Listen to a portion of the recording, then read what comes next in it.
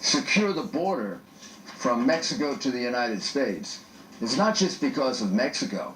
It's because it's an open pathway for people from anywhere, including terrorists that ISIS might try to get in, who can sneak in with the people who are coming in who are looking for work.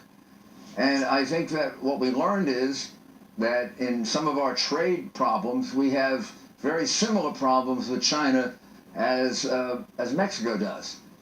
I don't mean to underestimate the importance of the south border and those issues. But one thing that sort of gets lost in sort of the discussion, because everyone likes to talk about who's paying for the wall and who's not going to pay for the wall and how big the wall is going to be. But we have the estimates are about 11 or 12 million people in the United States who are undocumented. They're here illegally, but about half of them have overstayed their visas. And all the concentrations on the south border, but we got half of this 11 million.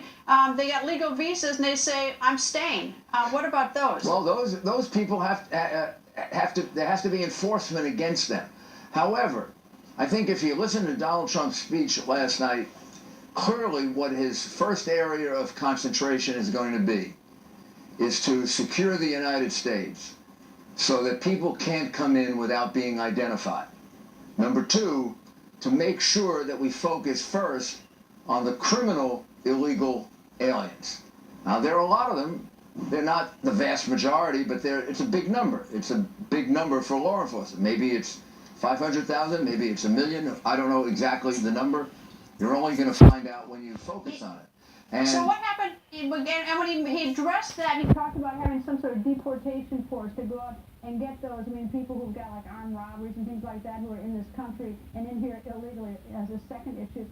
This deportation force, are they going to go out there? Do we give them due process, or we just throw them back? And if we give them due process, where do we get these judges? What's the plan? Greta, it's no different than when I was U.S. attorney. You can't prosecute every crime.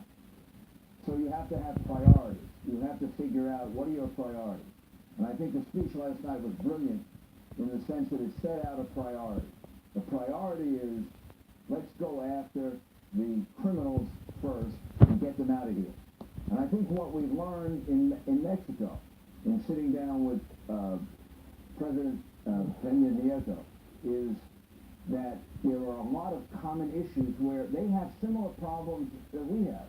For example, they have a tremendous illegal immigration problem from the southern part of Latin America that they're dealing with. And some of the people coming over the border are not Mexicans, but they're people from Guatemala, people from Honduras, people from El Salvador, and then other people who try to sneak in with them.